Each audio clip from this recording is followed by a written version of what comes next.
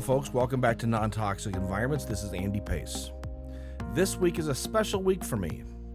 I get to interview one of my friends and mentors, colleagues in the industry, Caroline Blazowski. Caroline is America's healthy home expert, and today she is going to talk to Jay and I about a number of important things that she deals with, but I think for me, it's the introduction of mitigating moisture issues in the home, not only to reduce mold, but to reduce chemical exposure. And you'll hear from Caroline in just a moment.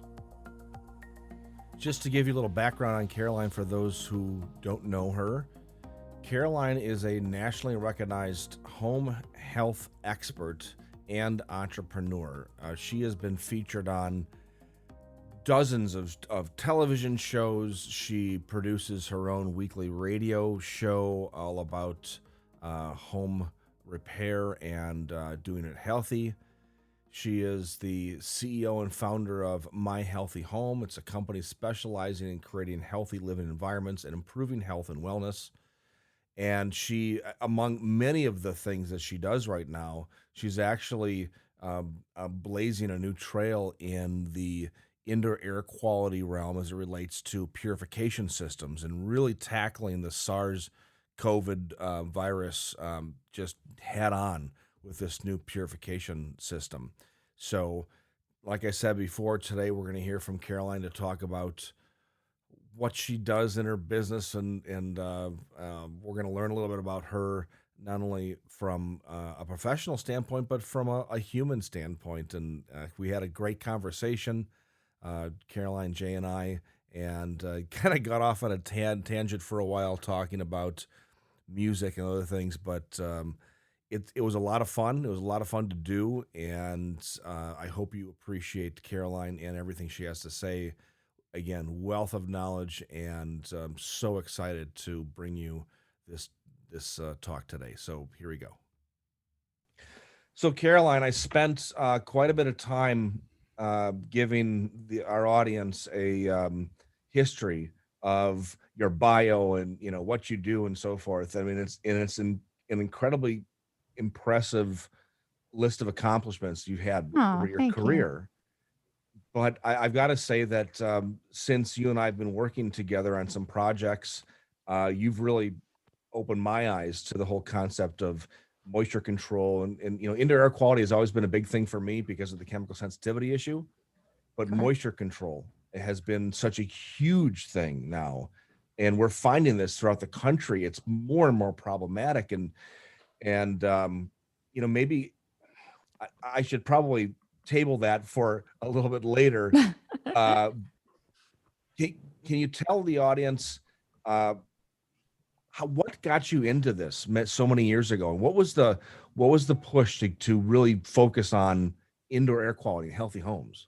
I wish that answer was like so simple, but I think I just have that nature where I want to know an in-depth, like I want to know details about something. It doesn't matter what it is. I kind of want, if I'm interested in it, right? Like us all, some things we don't care about, but the minute we are interested in something, then it kind of becomes like, I got to know everything.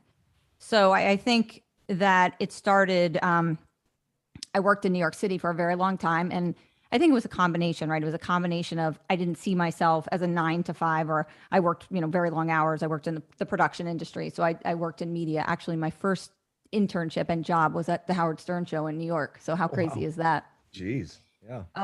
And so, I saw myself working really long hours in production, and on the show, we can all relate to this, right? Because here we are back in the saddle, and it kind of took me full circle, which is strange because now we have a podcast as well, and a radio show.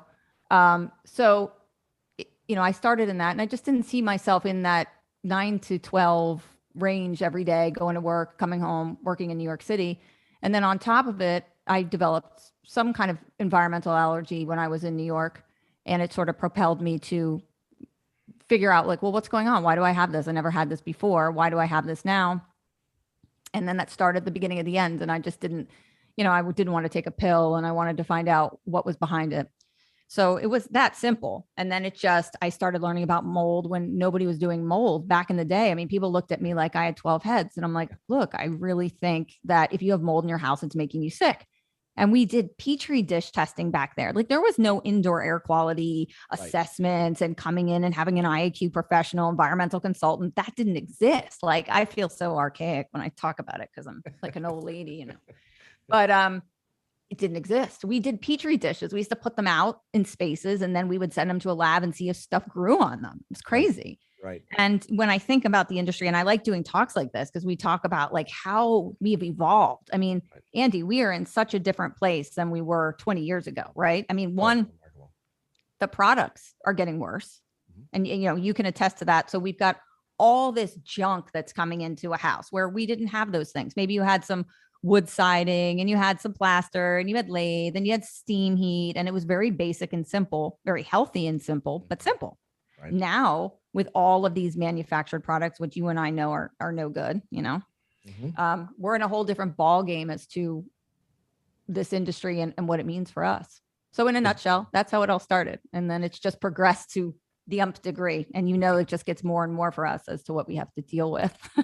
It's interesting because I did a show just a couple weeks ago. We have a lot of new listeners in the last 6 months. And I wanted to give everybody a background again of why I'm in this business, why I do what I do. And when you say we've been in this for such a long time, I've been in it for such a long time that for the first 5 years in business, I sent out a mail order catalog to people. So we didn't have the internet. If I wanted to research a company to do lab testing, I would have to go to the library and look at the Thomas Register and find a company in my area that did that stuff. Remember microfiche? You remember? Oh yeah. Oh my gosh, yes. I used to have dating ourselves. I used to have what they call the Dodge scan machine with a little micro rolls for plans.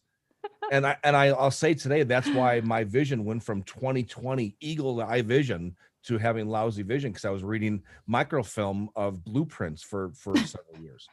Anyway. So it's amazing, like in that way, right? It's made our job so much easier. Yes. Because I don't even know how.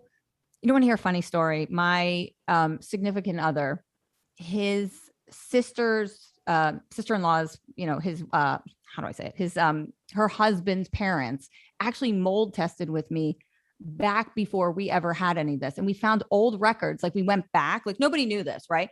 And I said, this is weird. I was looking at the last name. I'm like, this is a weird last name. Is this related to your sister? And he goes, oh my God. He goes, that's my sister's, in-laws. He goes, you tested their house back in wherever. And I'm like, oh my God, that's crazy. And he's like, how did they even find you back then? I said, it was like you had ads in papers and people said mold testing. Do you feel toxic in your home? What's wrong? And I mean, it's crazy to think where we've come from. It really is.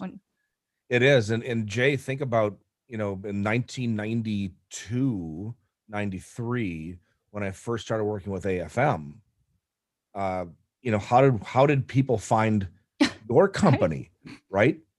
Isn't it amazing? There was no internet in 1992, 93. It was word of mouth. Word of mouth. It was word of mouth. Everyone heard from someone about something that was going on out in California. This old guy out in California was doing something. So they kind of found their way to us by making phone calls and probably writing letters, snail mail letters, and all of that kind of thing. But that word of mouth can spread very, very quickly, especially, and we know we work with a group of people where they all are kind of connected to each other in some way. And as soon as the word hits, it's like it goes viral. Well, it didn't go viral then. There was no such thing as viral, but it, through the old channels, people started talking to one another, and that's how they became aware of what we were doing. So, well, people would write a story. Somebody would write a story for the Canary newsletter. Yeah. Yeah. Do you remember Toxic Times? Remember Toxic Times? Yep. Oh yeah. Oh yeah. If you that pull was out a big one. if you pull out an old issue of that, you'll see me impersonating a doctor in an ad. That's right. I got a stethoscope and I put on a lab coat and, I held up a can of Safeco paint and I said, here's the deal. All right. So awesome. the real cool thing now is you both mentioned this word of mouth advertising and you tell family and friends. This is what podcasting is now. Yeah, 100%. Quite honestly, out of all the podcast listeners we have, the large audience that we have, I get more and more emails from customers saying that we just love the show because it sounds like I'm just talking to my neighbor or a friend. And you can't get that. I don't think you can get that with any other media right now that we deal with. And we have to tell them something too, right? It's when we meet, right? So we are on this podcast and we're looking at each other. We're getting to have experiences with each other that the audience doesn't understand, right? We get, as colleagues, we get to work together, see each other talk, and it gives us a time to do that. And I think it's more, it's more about us connecting too, and just, talking about projects and things. So I find it really interesting. It's kind of like having a business meeting, but we have fun. Right. So Right. Well, I think the best conversations are the ones that include stories. And, after all our combined years of being in the business, I think we've got a whole lot of stories that are really interesting. And people, we like to hear stories. I mean, of course, that's what we like. We like to hear real world things that happen. How did we deal with it?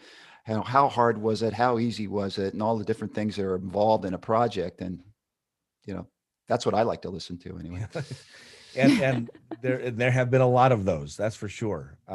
So you and I worked together on a couple of clients' homes we both dealt with. And, it seems like when a client gets to be to a certain level where I can't help anymore. I said, all right, you gotta call Caroline because she's thanks, Andy. No, just kidding. No, I'm not pushing off the problem customers. I am pushing off. I am allowing my customers to speak to somebody more knowledgeable than I am on those subjects for sure. And even not more knowledgeable, because I think we're very comparable, right? It's a matter of sometimes just having a different perspective to look at it. Right. You just get, sometimes you just get lost in your own, specialty, and it helps just to bring people in and for you and I to talk about it too and say, okay, what do you think? And that's the best way to come up with a solution.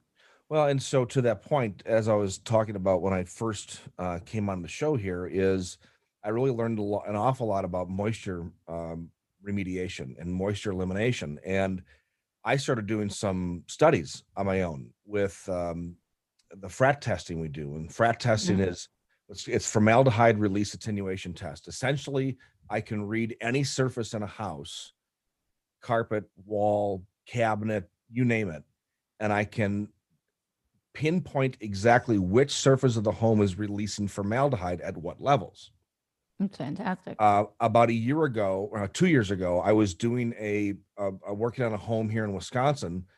A customer complaining about the carpeting, and her carpet's 28 years old, but it was still off-gassing well in the toxic levels of formaldehyde. Yeah. And because of what I learned from you and listening to your shows, I had her do an experiment for me. Because she would open up the windows, air out the house, and so forth. I said, I want you to close the windows, turn on the air conditioning, rent a dehumidifier, dehumidify the space. I mean, get it to the point where it's 35% in the house and keep it at that space for 2 weeks. And I'm going to come back. I had her do that. And I came back and I tested her carpet, and the formaldehyde off-gassing was exactly half of what it used to be. It's wild, isn't it? It's wild. And so I started doing more and more research into this, and I learned this. And I don't know where I picked this up, but when moisture comes off of a surface, when water comes off of a surface, and Jay knows this because we experience things with some AFM products called flushing. When you get evaporate coming off of a surface, it'll carry with it the strong aroma of where it was. Think of water coming off of a piece of wood. It smells like wood times 10. Times 10, of course. Absolutely. And so we found that when water evaporates off of a surface, it'll actually carry with it the chemical footprint of where it was. And the so odor. when we reduce humidity and we keep it at that low level for a period of time and allows materials to dry out, now I do the testing and I find that the off-gassing is a fraction of what it was. That's fantastic. And you know where this is relevant too, is that all this new building construction with this laminated, you know, whether you're looking at OSB, right? Oriented strand board, or MDF, or even plywood substrates and flooring and things like that. When these places get humid, so if you build a house in an area where it's just damp and there's nothing you can do, all of a sudden people start to feel sick and they start to complain and you start to smell. I mean, I can smell an MDF house as soon as I walk into something that's got oriented strand board. I mean, I smell it. I couldn't live in a house that had it. I don't like it. So you walk in, but if it's a damper house, like you're saying, you're going to just smell it so much in such a stronger level. And then of course, you know, it's outgassing at a higher potential. So yeah, 100%. Then it's how do you convince the construction team to take care of that before it's too late? And that's where I find a real pushback from the build team, because you know they don't want to turn the HVAC on until the house is almost done. Yeah. Even though every flooring manufacturer, cabinet manufacturer, the paint companies will all tell you need to have your HVAC running for 2 weeks before you do any of this stuff, but they don't. Yep. And so then it culminates into this toxic soup, and then the family moves in, and it's just the absolute worst time to be in that house. 100%. And also, I think a lot of these products get wet, right? When they're doing, you know, you go by a house when it's being built, you see before your Tyvek or your, you know, sheathing or anything goes up, they'll have the product laying on the ground and then they'll put it up and you'll have no cover, no roof protecting your building envelope. I mean, I don't have to tell you. So, you know, we all know what happens, but no, it's keeping things dry and making sure these products don't get wet and don't experience any kind of dampness is key to keeping them from outgassing and causing a problem. Because I think once they become wet, now you've got an issue. It doesn't seem like I look at basements all the time and they say, well, why does my basement smell so bad? You'll go into like an OSB or MDF house and it won't have an odor because it's been extremely dry just from freak of nature, the way it was built. It didn't get exposed to it. Right. And then you'll go into a house that has it and the people are sick, the occupants are sick. Somebody's got a complaint that it smells, and it does because it's damp all the time. And even when we try to dry it out, I mean, even when we use like, you know, we're going with the top of the line, really heavy duty commercial dehumidifiers, like whole house dehumidification. It's still really impossible to get rid of that dampness. It sort of does something to the wood. That's why I'm a plywood girl and I don't want to build with it. Well, and that makes sense because in a lot of parts of the country too, it's building code that you have to have a vapor barrier on the inside of the installation. So if that moisture is locked in that cavity wall, you can use the best dehumidifier in the world and not pulling that moisture out, but that smell will still come out through the cracks and crevices and so forth. And yeah, it's hugely problematic. You know what's funny? I don't know who did it. It was it was Rockwool or one of these companies, and maybe you saw this, but I deal a lot with energy recovery ventilators, and those are ventilation systems for, you know, if your audience knows or doesn't know, there's ERVs and HRVs, and we use these to transfer air from one space to another, change pressure, try to make the air cleaner. But they did this study where they were using ERVs and they were bringing air in, and it created a balloon. So where you have on the outside of your building envelope, you've got let's say you have Tyvek or something, you've got a vapor barrier. So it blew it up it started as they brought in positive pressure, which is supposed to be good. It created this balloon effect and it popped it off all of the MDF, plywood, whatever you had under and literally created this balloon, and all this moisture started getting in and causing mold growth. It was wild. So here you're doing something for indoor air quality where you're bringing in positive air, trying to bring in fresh air, and you create this whole mold issue just because of the way we build now with all these types of, you know, Tyvek and stuff like that. That's why I traditionally go with like a felt, you know, when I'm recommending people to build. And I don't know how you feel about house wraps and things like that, but even though it's an asphalt product, I find that it does a lot better to use a felt material than a Tyvek or polypropylene. My thought on things like that, I'm not a fan of building wraps in general. If I use one, I typically use like a Sega wrap, just because we know it still will transfer vapor, but it's a positive lock. We use the peel and stick. You know, the biggest problem I have with building wraps is the installation of them if it's not done perfectly, what Mhm. happens is in the week between that getting done and the cider coming in is we get, wind driven rainstorm. And It's now we've game got, over. yeah, exactly. And so we typically recommend like a zip wall system, or the Sega wrap. I think all in all, it comes down to quality of installation. There's a lot of parts of the country that Huber doesn't have good representation, so the contractors down there don't know how to use their products properly. So then I tell them stay away. I want you to use products that you're comfortable with, that you know how to use really well, and let's just do a really good job of it. But then also be mindful. And I have for just about every home that I'm building across the country now, I think every one of these clients has now purchased a pin moisture meter, so they can go onto the job site, make sure that, it's okay for them to hang drywall, and it's okay for them to put, do the next step, because they know locking in moisture is going to cause so many problems down the road. Isn't that cool? But it's amazing. Like when people say, "Oh, I just want to go to one person and have them do my house," right? And obviously from a client standpoint, it would be so easy, but there's all these pieces to this puzzle now, and it's getting bigger for us. Like we're talking about indoor air quality and how that affects a building envelope or your vapor barrier. I mean, who would think, right? That somebody goes to put an ERV in, and now all of a sudden it's creating an interior problem with the vapor barrier, pushing it off of your plywood and causing moisture to be able to creep in. So it's so complex what we deal with. And I think Andy and I do a really good job of trying to navigate that whole big pie that we're, given. It's just huge. And now with more products becoming available, and there really aren't regulations, and we talk about this a lot in the building industry. I mean, you can put anything in a building. I mean, sure. There's nobody sitting there, and people think, oh, well, they're selling it, it must be safe. Well, it's not. That's funny. Yeah. What? It's at one of the big box makers. What do you mean it's not safe? And I'm like, well, I mean, and then safe is relative, right? So, it's what's safe to you. Maybe formaldehyde you can tolerate, even though it's a carcinogen. Some people can't. So that makes our lives like crazy. It does. And, Jay, one of the experts that you and I know very well, that we used to do a lot of work with, he's still a customer of mine, John Bauer. Oh, John, he's been around forever. He has been around forever. And he's like the godfather of us. He is. And I actually, I still talk to him every once in a while. He is a photographer. He's enjoying his life of anonymity.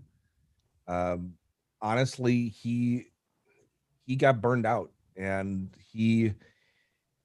unfortunately, in our business, we deal with a lot of people who have some serious health concerns. And when things don't work the way they're planned, they're looking for a reason. And unfortunately, too many times, John was the reason, because he wrote a book on how to build a healthy house, and people followed his instructions to the T, and they couldn't live in those homes, and they thought it was John's fault. Right. Which is just horrible. He and his wife gave their life to this business, and they really are the innovators of our industry. And if it wasn't for them, I wouldn't be doing what I'm doing. But he was the scapegoat, unfortunately. So we've got to be very careful on the things we recommend. Didn't I hear that there's some talk of Paula doing another edition of Prescriptions for a Healthy House? Yes. Yeah. She does update it every so often. Okay. And that's the other thing, is that you write a book, and by the time it gets published, it's already out of date. Yeah. And so, that was back in the days when that's how you communicated. Exactly. You got a book. Like, now it's like we're changing so quickly. I mean, everything changes. You go to the building show. I mean, we're constantly, the technology is changing. Right. There's smart houses. And what I try to encourage people to do is look at, just because, and you agree with me, just because something's green doesn't mean it's healthy. Bingo. Just because something, black widows are they're animals and whatever, insects, they're out in the environment, they're not healthy. It's the same thing. Formaldehyde is a naturally occurring thing. It occurs in the trees. It occurs in wood. It doesn't make it healthy for you. And so what you have to do is I really believe this, is that you need to balance. It's all balancing act. Right. So you're going to have a little here, you're going to have a little here, but you don't want to see all these peaks and valleys of bad things. And sensor systems like TVOC sensors, I was just in a conversation with Panasonic the other day, and it was really interesting because these sensors really provide so much great data. They may not be the most accurate, and people say, oh, is it going to put you out of work? Or are you never going to have a job? No, because they're not investigators. They're not going to go in there and turn over everything to kind of see what's happening, but they give you a good understanding. So I tell people, get a monitor, get a TVOC monitor. Right. And we were talking about garages and attached garages, which is just like a simple concept, but he was talking about when you brought your car into the garage, that TVOC monitor will stay elevated for 8 hours, 10 hours after you bring in power equipment, lawnmowers, cars, whatever, maybe you're bringing in a chainsaw. So a lot of these things we do to ourselves, and like you can't always look at the building and say it's the building's fault, because as humans, we do stupid stuff. I mean, I do it sometimes too. Like I'll do something. I'm like, why did I do that? It's just habit. Your mother, your grandmother told your great grandmother, told your mother, and then all of a sudden you're doing it. Right. So we do stupid stuff and we bring stuff in, and it's a matter of being balanced and saying, is this really important that I have this here? Can I have an attached garage? What can I do? And I think a lot of people get panicked that they're going to not create this perfect environment. And there isn't one. I mean, I've tested 30,000 houses in my career. That's a lot of houses. Yep. And when people say, I'm going to move to Pahrump, Nevada, and I'm going to have no chemicals, and I'm going to live in the middle of nowhere, guess what? They still have 250 volatiles in their space. You can't get away from it, because we are, as a petroleum society, we carry this with us all the time. We share things. We're a community. Look at COVID. It's a perfect example. We share. If you go around a cat or a dog, and then you go around someone, you bring cat or dog with you. Somebody opens a can of peanut butter, you bring a peanut butter protein that comes in. Someone who has a peanut allergy has a massive anaphylaxis reaction. So it's all of this sharing. And that's why it's important that Andy and I and Jay do shows like this, because we need to explain to you that you can be doing everything you can. You're not an individual. No matter what you do, if your neighbor's doing something or somebody else is doing something, we're all exposed. And until we get in a community frame of thought where we're all realizing, hey, I've got to watch, I can't use glyphosate anymore because my neighbor's getting cancer and I did it. My neighbor's contaminated. And I've tested these homes. I mean, I've tested glyphosate. I was one of the first ones in the country ever to test glyphosate and find it in ductwork on a filter. So, and we presented this information, and, they went to court, and look, Monsanto or Bayer actually, they just stopped making Roundup for residential. That was the news like last week. So these are huge things. Like as a community, these small grassroots we can do stuff. Andy, what we do is so important, and it makes a difference for sure. I wanted to ask about, Andy, you were alluding to it earlier when you were talking about construction and doing it right and people knowing how to use the right product. So I want to hear you both talk about this one, because we know in the continuum, at the end of this day, when you're talking about all the remediation and other things that need to be done, you also have to include who's going to do it. And so I'm interested in your thinking, Caroline, you too, Andy, and we've talked about this a lot. What do you tell a client when they say, okay, I love what you're telling me to do. Now, how do I get it done? Who do I talk to? How do I vet a contractor or a contracting team to do what we need to do? So do you try to, how do you do that? Because I get asked that question all the time. Hey, I need someone to come and use your products. Do you know anybody?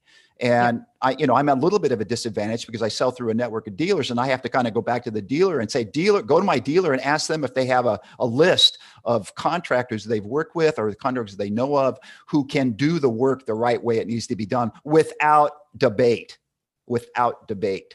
So Andy, how do you go ahead? I'll let Andy go first, and then I'll go after he goes. Yeah. Well, that's a good question, Jay. So that when somebody asks me that, I usually say that let's look at a whole house situation. If somebody's looking to build an entirely new home or do a large remodeling, the first question they ask me is, are there any green contractors in the area? And I said, yeah, there are, but I don't work with any of them. That's funny. And the reason for that is kind of what Caroline was just talking about before, is that there's so much technology out there in the green building industry, quote unquote, that a lot of the green builders they succumb to the desire to be high tech, high performance. Everything's got to be monitored through computer systems. And, they want to run these houses by the touch of a button. But at the end of the day, that doesn't make a home healthy.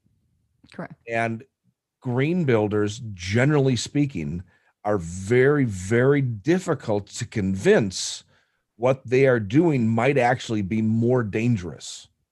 Look at the idea of what you mentioned before with an HRV and turning it into this situation where the home is ballooning up.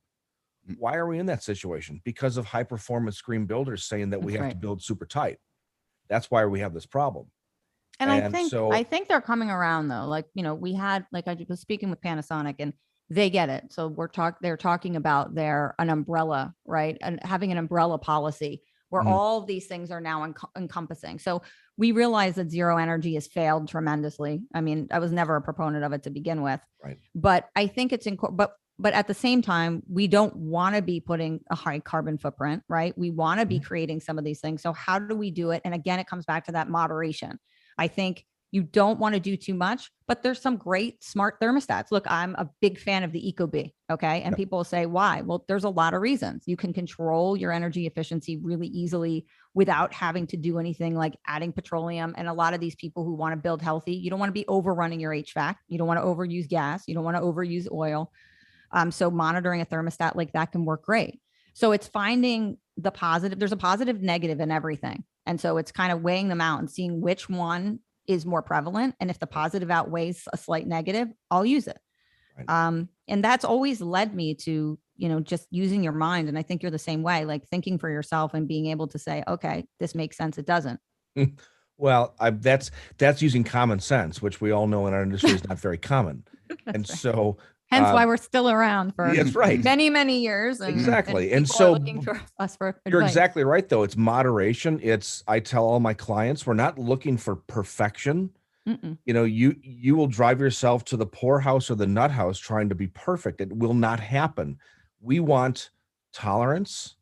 We want our clients to be able to tolerate the home they live in and thrive, but don't strive for perfection. You'll never get there. And the green building industry, when this industry really took off, see, I started in 91, 92, USGBC started in 95, 96. Yep. LEED didn't get brought out until 98, 99. Is at that time when the industry coined itself as the green building industry, and it was all based on metrics.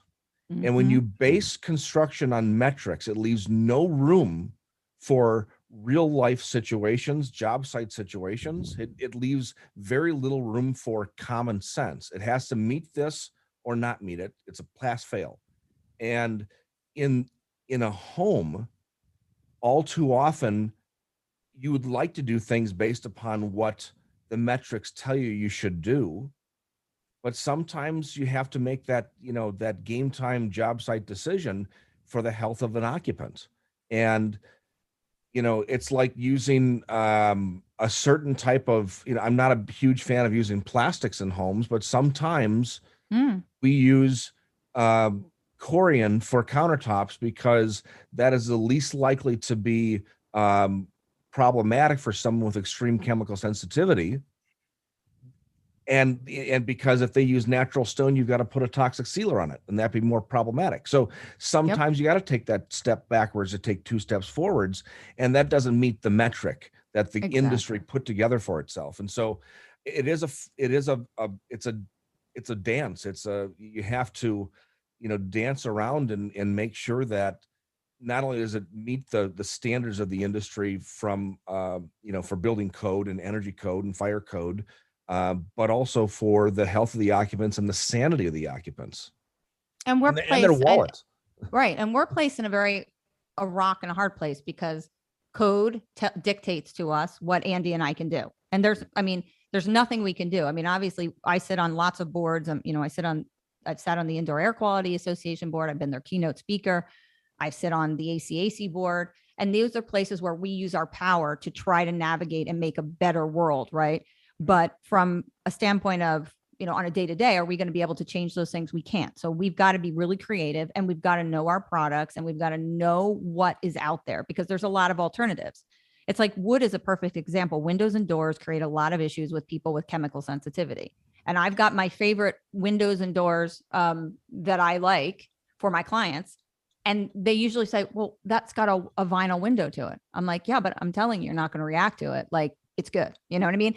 And a lot of the woods, they use preservatives. They've got PVC in there, very aromatic things that I know they're never going to be able to tolerate. So it's like, sometimes you just have to trust us, like, to know that we actually have, 20, 30 years experience, that some things may not physically make sense on the when you're looking at it, but it works, right? And they don't have a reaction to it. So it's hard to tell. I mean, it's easy to tell a customer, just use it because I know it works. Right. When they say, well, explain, please. I don't know. It just doesn't smell. Like, it doesn't have an odor. Yeah. And all these families before you have been able to tolerate it, which is, there is something to be said about that, right? We have a lot of like trial and error. So I know things that work and don't. And I do it with my house. Like, let's tell a story, because we'll talk about, I called Andy. I like telling my own story because it was interesting. Well, yeah, I think this is a good time. I want to hear stories. I think this is where, we get the down and dirty and the lowdown. So yeah, let's hear it. So I called Andy. I had been doing a project with windows and doors, and I was putting in 2 sliders. So I wanted to extend the back of my house. So we had a slider after slider. So they came and I ordered the slider, and they were putting it in. And on the same day that the slider was going in, do you remember this? I was making maple sausage. I'd gone to this farm stand to pick up maple sausage, which is something I would never eat. I mean, I like sausage, I like maple syrup, but never combining it together in the house is not something that I would ever do, right? So I make this maple sausage. At the same time, the door's going in. So now it's like 2 days later, and it smells like a barista in the house. Like, it smells like this, like Starbucks kind of caramel coffee sweet smell. And I smell down in the drain, in the vent fan from the stove. And I'm like, oh, it smells like maple syrup in there. It smells like this smell, right? Coming up. I'm like, oh, must have been from cooking that sausage. The sausage must have been greasy, and it must have somehow tainted I thought we left the fan. The fan has a filter. I thought we left the filter out, right? Right. I'm like, son of a gun. So we're down in the garage, taking apart this whole fan, all the piping that goes out to the outside, cleaning it out. The thing stinks. I'm like, oh my God, I can't get this out. I keep smelling it and smelling it.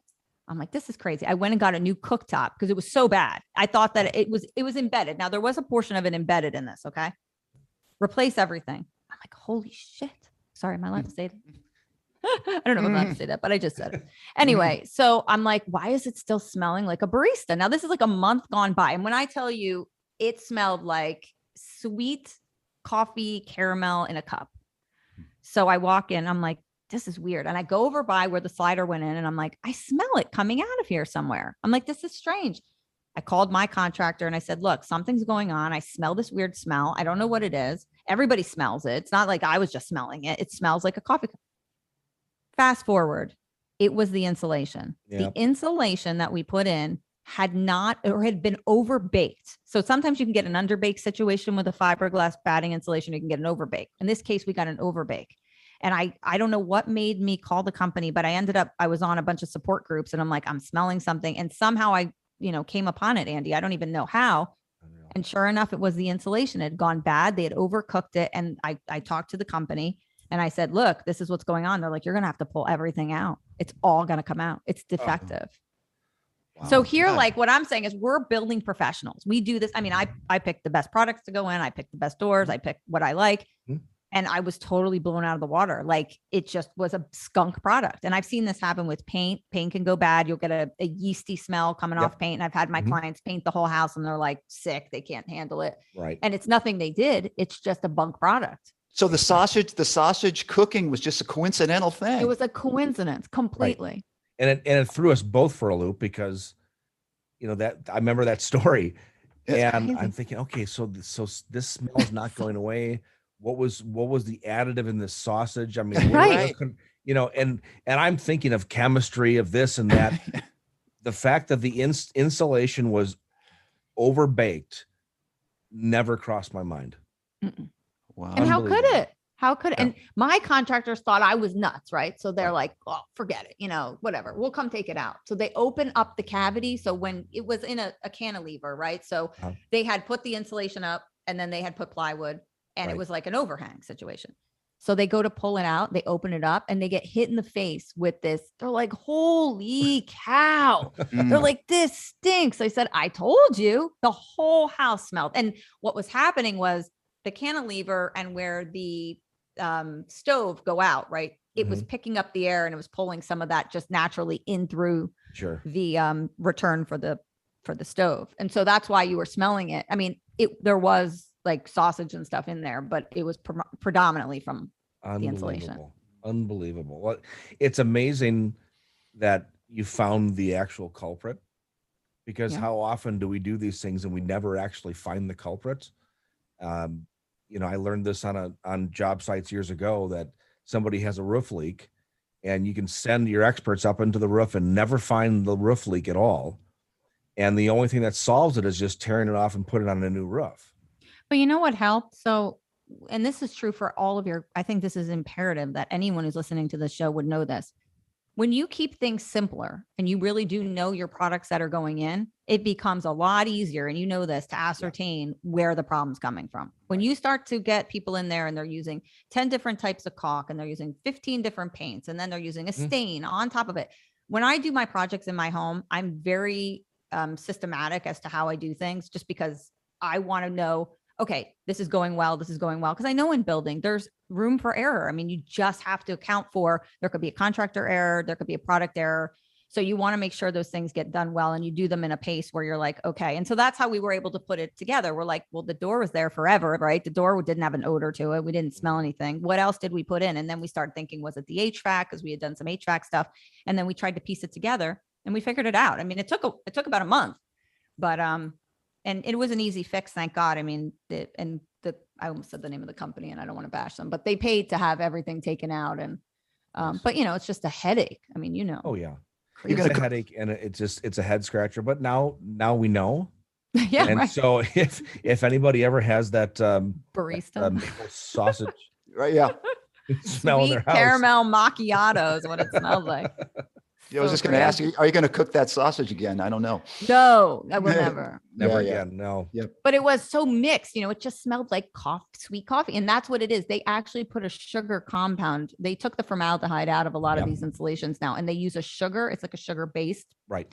And when they cook it in the oven, it's really easy for it to get burned. Sounds like an easy bake oven, right? Yeah, right. Exactly. Oh my gosh. That's something, you know, it kind of reminds me of another situation we had with insulation, and we'll probably have to, you know, talk about other things on another show, but we had a situation a few years back where somebody moved into a home that had just been re-insulated with spray foam. And I'd kind of like to get your opinion on spray foam, because yeah, okay. That's about my opinion too. So this person went through hell and back, still dealing with it today. They tried to seal it. Jay, you know, you guys make the Safe Seal. Safe Seal, yeah. You know, Safe Seal is great, but if Safe Seal doesn't work, then you know you got a real problem on your hands. You got an issue. Exactly. It got to the point where the only way he could get rid of that toxic off-gassing was to tear out all the insulation. He had to have the wood ice blasted, you know, with what they do to freeze it and scrape it out. And then he put on 3 coats of AFM's got a product called Polyuracil, which is designed for hardwood flooring, but it happens to be their absolute best chemical sealer. And that did take care of the problem eventually, but at the cost of $40,000-$50,000. No, and it doesn't. And people think, you know, you have to be somebody who's chemically sensitive for this to happen to, and it's not. You know, this happens to healthy people, healthy kids, healthy families. I mean, you don't need to be chemically sensitive to have an issue. I mean, look, I didn't have an issue with the insulation. It wasn't making me sick. It just was making my house smell like it shouldn't, you know, and I know your house shouldn't smell like that. Well, and eventually, I think eventually it turns into probably feeling almost like physically sick. Because you don't want to smell it, right? It's just like it gives you that, you know, it's just you don't want to smell barista every day. No, you don't. That's unless you're a Starbucks. Yeah, can you imagine? Yeah, these people work in it every day, so we shouldn't even. They don't notice care. They don't smell it. They're young kids, right? Half of them are like right. So what's the future hold for you? Let's see. Well, there's so much going on because of COVID. I mean, I've really been pushed into the COVID cure, the COVID, what's the next thing? I never expected to. I mean, Right. it threw us all for a loop. It's still coming. I'm concerned about the Lambda variant, which is behind the Delta variant, which we're not really talking about now. Mhm. But I think it's here to stay. I think to find something interesting about COVID, I don't know how much you know, but they did studies now on white-tailed deer, especially in the Northeast, and we know that SARS-CoV-2 has transmitted to the deer population. Mm-hmm. So, I see a lot of people getting up in arms. They're angry. Oh, you should get the vaccine. You shouldn't get the vaccine. You should get the vaccine. And we're fighting amongst each other, which to me is just, it's not productive, people. Like, I'm sorry. I can give my opinion. I've spent over 20 years in this industry of indoor air quality. We are not accomplishing anything by doing this. With that being said, I think, you can vaccinate the entire population, but if the animals have it, what are you going to do? Exactly. It's out there. Okay. Exactly We know, right. and a lot of people don't know this information. So when I tell my clients, like this has been recent that it's come out, it flips them out because they're like, oh my God, I just want to see an end to this. I want it to end. And so we all do. But I think this is going to teach us a lesson. And if you look at things like cholera and disease states where they were directly impacted with environment, right? So cholera happened because we had a lot of sewage being mixed with drinking water, right? We had this contamination, so people got sick. I feel that COVID, and this is just my opinion, and I don't need people sending me emails if they get mad or whatever, but I feel that COVID-19 is going to be the lesson learned with environmental indoor air quality. This is a disease state that is enhanced dramatically by having a lot of people in a congested space. Right. Which means that you are going to have to address indoor air quality to deal with this.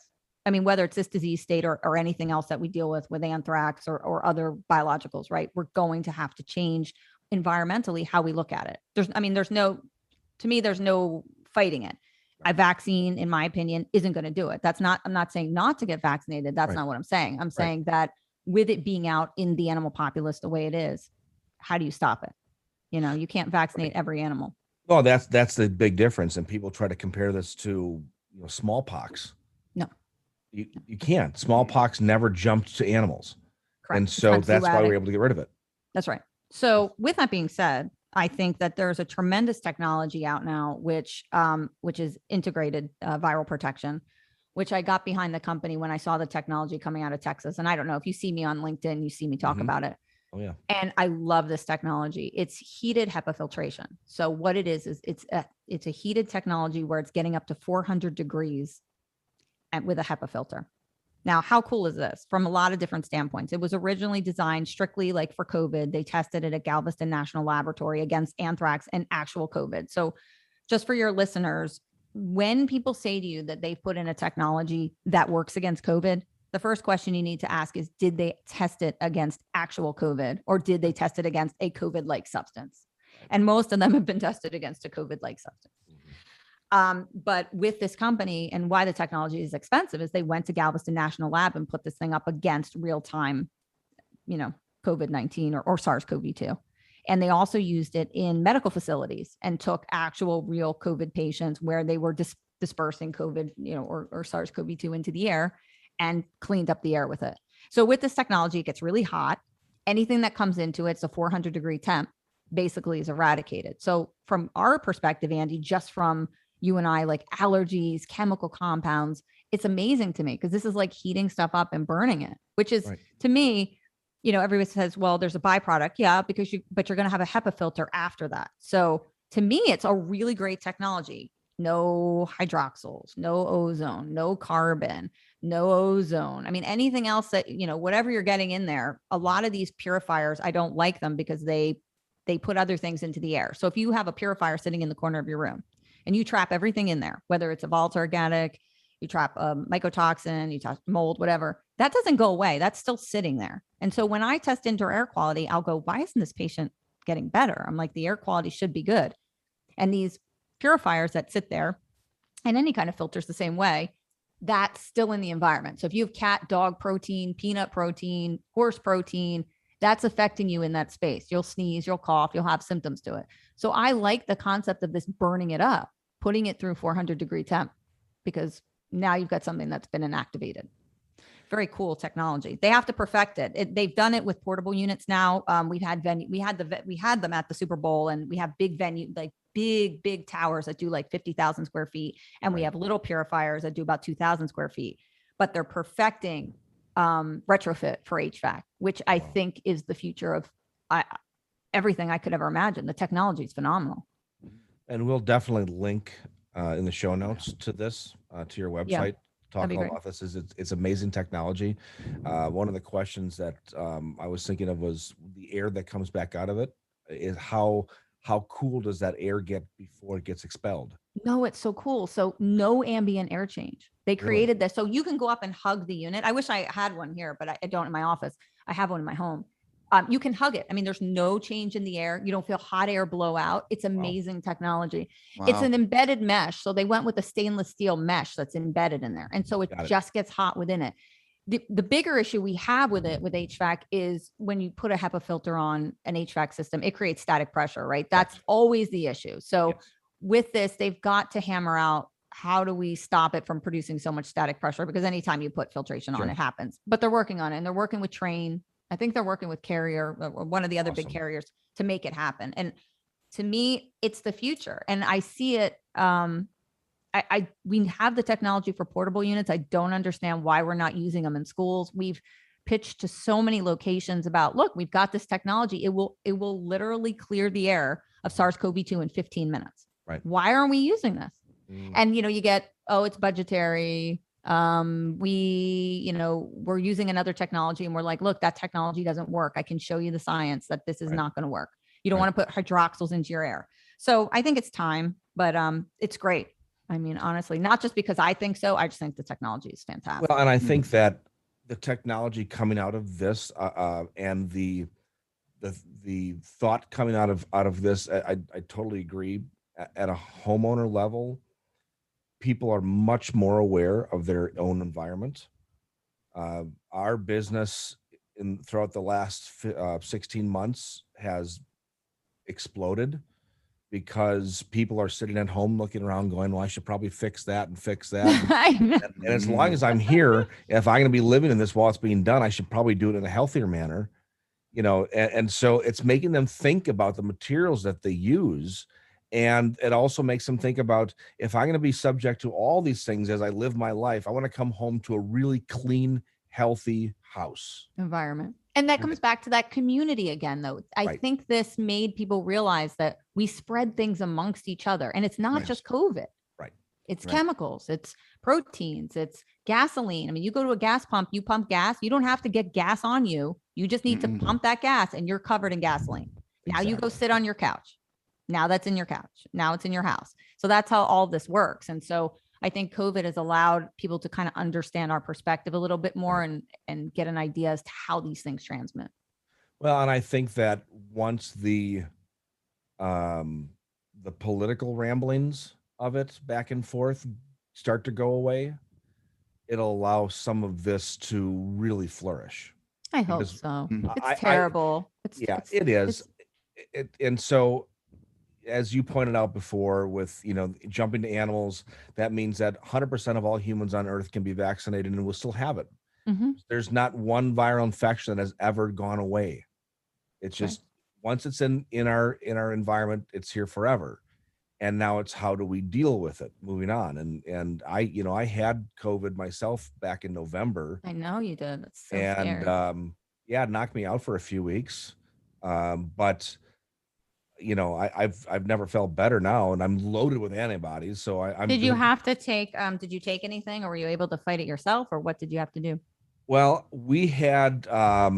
Naj on the show back in, was that March or April, Jay? Yeah, something like that. Yeah. When COVID was first starting, and she said, take vitamin A, vitamin D, vitamin C, and she gave us the list of what I use to take and so forth. And she said, if you feel like you're coming down with something, double what you're taking. And I took her advice, and I am convinced the reason why I got through it fairly easily was because of the high amount of vitamin D. Yeah. And studies have been showing that. I mean, I know people like to defy it, but I mean, and I'm not I'm not going on one side or the other. People would probably find it kind of interesting what my political views are. I don't give them, but vastly different than people would probably expect. Yeah. But, you know, the studies are what the studies are, right? And so we just Exactly. don't spend enough time studying a lot of these natural things because there's no money to be made in it. And people, Right. you know. Well, and that's why I loved her perspective of this. And she said if people would just take away the political views and just look at the actual science Information, and the data, science. you would see this. And what you're saying right now with all these, with the technology of the purification systems, with what we're seeing and contractors now finally understanding, well, I guess what I do can impact the health of the occupant. Well, really? Whoops. Oh, that's interesting, right? Well, thanks for finally acknowledging that. But I think that if we could finally get to a place in this country where we just accept this, and then we can deal with it and move on. Yeah. Mm-hmm. But you know, that's asking a lot. Yeah, it's an interesting time for all of us, you know. Yeah, It is. well, day at a time, step at a time. Yes. You got it. So we've been talking about having each other on our shows for about a year now. And so I squarely put this all on me because my schedule has been horrible. And I know yours is all over the board too. But every time I say, okay, I'm going to reach out and let's do this, you know, something happens. And so I can't tell you how happy I am to finally have you on the show. And Thank you. And I know most people that listen to me probably already know all about you. But maybe we've exposed some new folks to you. And if anything, because of the way Jay and I like to do our show, we're a little more casual and a little more like to have a little more fun than just talk about, you know, details and so forth. Hopefully people saw the happy side of your life as well, and the fun side of you. So thank you so much. Yeah, we talked about a lot of serious stuff. I'm actually quite a joker, and I'm quite a music. I'm a music aficionado too. Oh, so very I'm good. very into. Yeah. I'm a rocker. All right. A groupie. I'm what do you guys have? I always ask people like, what's your music genre? Like, what do you like? So we'll go with Jay. Jay, what's your? Well, I have to tell you that I am a rock drummer. So oh, see, I'm in groupie already. Jay, I'm Jay's groupie. So yeah, but I started playing when I was really young, and then of course different iterations of my music career. So I've played with jazz guys, I played with rock bands. I was in an original group for a while, just doing kind of weird, kind of violent femmes kind of music, just very awesome. very eclectic kind of stuff. So but I'm still at heart and soul, I still like rock, and I've become a big like jazz. What are you like? Are you a like? I mean, do you like Van Halen? Are you a I would date myself completely, but I'll tell you what. One of my concert going highlight was I saw Jimi Hendrix in 1969 at Anaheim Stadium. I was in the 7th row of a Hendrix concert. That is awesome. So I've been a big Hendrix fan since I first heard him on an 8-track cassette in my buddy's VW bus. So, but just none of the newer bands I haven't really paid attention. So I'm always kind of falling back to all of the ones you mentioned. But they're all classics. I mean, they're all great. They're the fundamentals of the new that we have, right? Yeah. I like blues. I like blues music. So I'm a fan. I don't know if you ever heard of, there's a guitar player. He's an old guy named Walter Trout. Walter Trout. I've sent you some of his music. He's one of the guys I like. It's pretty much all over the board. I'm listening now to, and I don't know if you know about this. This is there's a lot of holistic work being done with sound.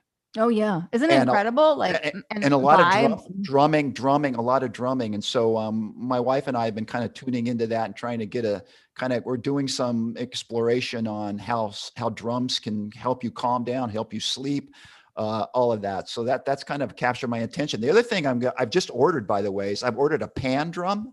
You know what a pan drum is? No, what is that? It's basically a metal drum, and it has tongues on it, and the tongues are tuned. And so you can strike them with a mallet, you can hit them with your hands, and they're tuned to different keys. And so I'm getting one of those so I can start doing a little bit of meditative drumming and incorporating rhythm with the sound to get that combination of the sonic and the rhythmic together. So I'm going to do some recordings and I'll just share them with you and see if. Oh my God, that is so cool. I started during COVID. Like I was watching, they were doing there was somebody that was doing like a meditation with sound. Mm-hmm. I got really into it. I mean, I have a hard time sleeping because obviously Andy could probably vouch, you know, you have so much things running through your mind. I do a lot of that, like sound meditation. I like to do, I mean, I'm very into prayer. I'm very into a lot of the I do a lot of Reiki. So things to kind of calm you. I love all that. But music, you know. Yeah. Do you not play an instrument yourself? I don't. I'm really bad. Like I took piano for I don't even know how long and I suck. I mean, I do. I just suck at it. Just find a drum circle and learn how to do some basic drum percussion. I mean, it's so easy. You can play on anything. You can play on a pot in your kitchen while you're cooking the maple sausage. I'll just be your groupie, Jay. I'm just gonna follow Jay around. And, right. I'll send you if I can find some old clips from my originals band. I'll send you a couple songs. You can see. That's awesome. Oh my God, I love it. How about you, Andy? What's your jam? Well, in high school, I was the lead singer of a heavy metal band. Oh my God, I'm surrounded. No wonder I love these guys. I'm surrounded by musicians. I'm at home. Oh my gosh. Very first concert that I ever went to, it was in high school, sophomore year. I saw Metallica opening up for Ozzy Osbourne. Oh, come on. That's the best. It was excellent. It was fantastic. And now 40 some plus years later from high school, I think on the way in this morning, I was listening to Gregorian chant. Isn't that amazing? Yeah. It's all music. It's all rock. Doesn't matter. Honestly, I've got, Spotify and XM satellite and all that stuff. It doesn't matter what station is on. I could just blindly hit a station and I probably know the song. See? And I like it all. I can really relate to just about everything. There's a couple of genres that I just don't get yet. But for the most part, I can relate to anything and really get into just about anything. That's awesome. Me too. Me too. I saw it. You know, it was amazing. I saw Styx. It was the first concert back. I mean, I've obviously seen Styx before, but I went and saw them. And I'll tell you what, some of these bands, I mean, the old time stuff, they sound incredible. I mean, they sounded like they did Mr. Roboto, and it was like they didn't miss a beat. Well, we could have a whole show dedicated to why they're not in the Rock and Roll Hall of Fame. Oh, I know. Isn't this great? I mean, crazy. They were like, I don't know. Is your audience like, can I say things on here? I don't know. Sure. You can say whatever. They were like the old time rock and rollers. Like he was out there, and I forget. He had like his pants on, and it was funny because like I was sitting in the way back, and my friends are running up. They're like, he doesn't have any underwear on. He doesn't have any underwear. I'm like, what are you talking about? They're like, he's Commando. And I'm like he's a 70s rocker. Like he just does it, and we were just dying because it was like a big balloon fest and he's out there with his junk flying in the air, rock and roll. So I just have to say it. It's like being at a Tom Jones concert in the 70s. It's really no different. I would like to have gone to a Tom Jones concert. That's fantastic. He's still making music, that guy. Yes, he is. He is. These guys are, I mean, look at, they don't stop. And some of them, they're in fantastic shape. Like, honestly, like I can't believe what shape they are. And then so I'm a big Guns N' Roses fan, I have to say. And so Guns N' Roses came and I had tickets to the concert. His voice is shot. I mean, Axl's not even, that old. And at first he sounded like dying cat, and then he kind of warmed up. But I was disappointed because I truly am a big Guns N' Roses fan. So who I saw on YouTube was Paul Rogers with the band Bad Company. Yes. Yeah. Yeah, man, that guy looks great, and he's still in voice. Yes. It was like, wow. Well, fantastic. He's got a timeless voice. I mean, he's fantastic. It's just amazing that their voice hasn't changed. I joke though with Styx. I say that they're taking stem cell and like human growth hormones. There's no way. Seriously. I mean, these guys look like, come on. Tommy Shaw still looks like he's 30 years old. Oh my God. He was running around like crazy. He looked like, it was insane. Right. He's like a smaller guy too. So he doesn't like age. I kind of think like, I don't know. It was just. He did a series of concerts with high school orchestras a couple years ago. Wow. It was just outstanding. Outstanding. Well, so, all right. On our next episode of music, music with Andy. Andy and Carolyn and Jay. That's fantastic. Oh, that's great. All right. So I don't know, where do we go from here? I guess we'll have to have you back on the show to talk about when I saw Little River Band a couple years ago. And there you go. That was a great show too. Yeah. And we'll talk about how people just have to keep moving forward with their home projects. Don't expect perfection. Yeah. Work with professionals. I mean, when you're talking to somebody like Andy or myself or Jay, I mean, you're talking to people who have substantial experience. Yes. And we're never trying to steer you wrong. So that is never our intention. At the end of the day, yep. We're what we want is, I honestly, and I say this to customers all the time, when they'll say, well, I'll talk to you next week, or I'll talk to, some down the road. Yeah. I've said this to customers before. Please don't take this the wrong way, but I hope I never have to talk to you again. Yeah. Because I really want your home to be good. Fixed. Yep. Oh, that was so much fun. Thank you, Caroline, for coming on the show. Folks, please take a look at the show notes and look at the links to her websites. Read up about what she does, where she's going to be featured next, and certainly tune into her radio program, and definitely look up information about her air purification systems. Caroline, again, thank you for being on the show, and I'm looking forward to having you back sometime in the near future. And folks, please make sure to go to iTunes and give us a rated and review if you like the show. It'll help others find wonderful people like Caroline as they find our show. So we'll talk to you again next week, folks. Take care.